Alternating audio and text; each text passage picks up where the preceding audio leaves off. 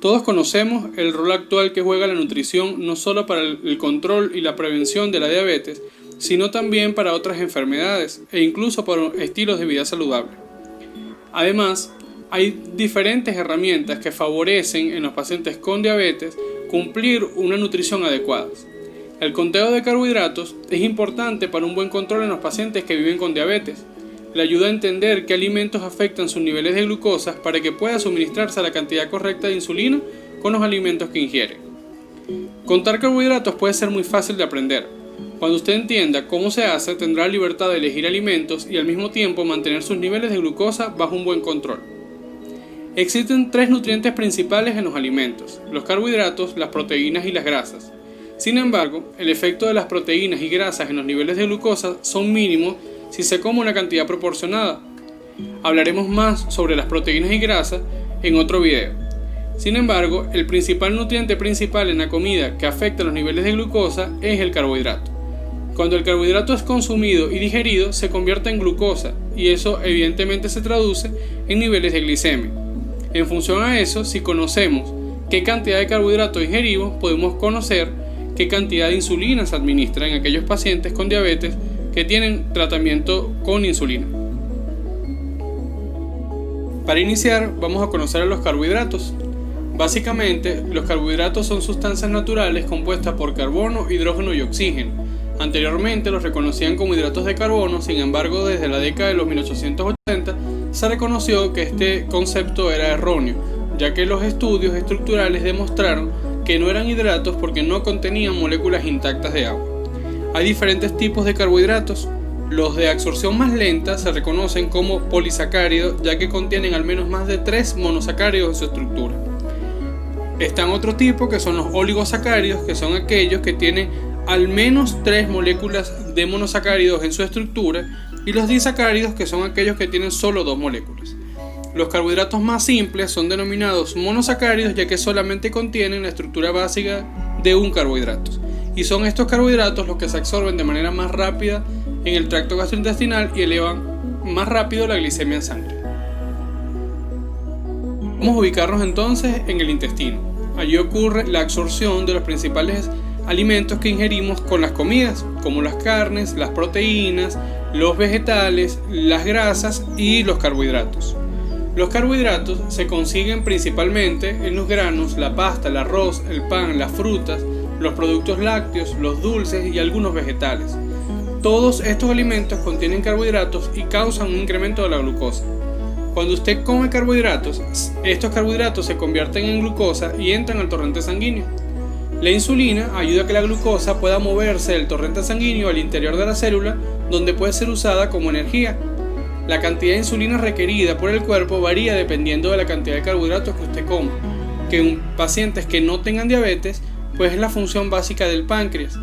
Sin embargo, en los pacientes que viven con diabetes, esta función está deteriorada y por ende es importante que el paciente aprenda a contar carbohidratos y de cierta forma pueda suplir las funciones habituales de su páncreas. Por ejemplo, si usted come 3 manzanas, necesitaría 3 veces la cantidad de insulina que necesitaría si solo se come una manzana. Por otro lado, hay diferentes tipos de carbohidratos, como ya les comenté. Unos carbohidratos que se absorben de manera más rápida, menos de 30 minutos, incluso puede llegar hasta 1 hora, y los carbohidratos de absorción lenta que van desde 1 hora e incluso hasta 4 horas posterior a la ingesta. Para cada tipo de carbohidrato utilizamos diferentes insulinas. Para los carbohidratos de absorción rápida usamos insulinas de acción rápida y para los carbohidratos de absorción lenta usamos la insulina de acción lenta, entre otras variables a utilizar también para el uso de las insulinas de acción lenta. En función a eso, es importantísimo aprender el conteo de carbohidratos, porque el conteo de carbohidratos en conjunto con la terapia intensiva de insulina le da mayor flexibilidad de manejar su diabetes y le permite ajustar fácilmente a la cantidad de insulina que toma en cada comida. Para esto, Merce nos va a explicar su experiencia y elementos básicos para aprender el conteo de carbohidratos. Hola a todos, mi nombre es Merce y tengo diabetes tipo 1 desde hace 26 años. Y en el vídeo de hoy os quería hablar un poco del conteo de carbohidratos, una técnica que es súper importante para el buen control de la diabetes tipo 1 y para el manejo de la diabetes en general. Entonces, nosotros sabemos que cuando comemos nos alimentamos de 3 macronutrientes, que son los carbohidratos, las proteínas y las grasas. En una dieta equilibrada deberíamos procurar que el 50% de las calorías que ingerimos provengan de los carbohidratos, un 30% de las grasas y un 20% restante de las proteínas. Evidentemente, esto es a nivel general y siempre es personalizable y adaptable. Para una persona con diabetes tipo 1, lo que más importancia tiene es el tema de los carbohidratos. Es lo que necesitamos saber, calcular para adaptar nuestras necesidades de insulina. Los alimentos que tienen carbohidratos, como ya sabréis, son muy amplios y son muchísimos. Y no existe un número de carbohidratos o una cantidad de carbohidratos perfecta para una persona con diabetes, ¿vale? Es algo que se debe adaptar en función de la edad, de las necesidades, de la actividad física, por lo tanto es algo que es totalmente personalizable. Entonces, para poder calcular bien y contar bien los carbohidratos, tenemos que tener claro unos cuantos conceptos. Lo primero es que los carbohidratos se calculan o se contean con gramos o bien con raciones, ¿vale? Las raciones, normalmente, esto varía un poco en los países, pero aquí en España son 10 gramos de carbohidratos igual a una ración. En otros países, como en Sudamérica, sé que se utiliza 15 gramos, son una ración. Entonces, esto depende del país, es adaptable.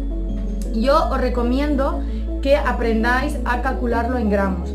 Ya sé que al principio siempre se explica con raciones porque es un poco más fácil, pero de cara a un futuro los gramos os permitirán ser mucho más precisos y adaptar mucho mejor vuestro control. Entonces, lo más importante a la hora de saber contar carbohidratos es aprender a leer la información nutricional de los alimentos.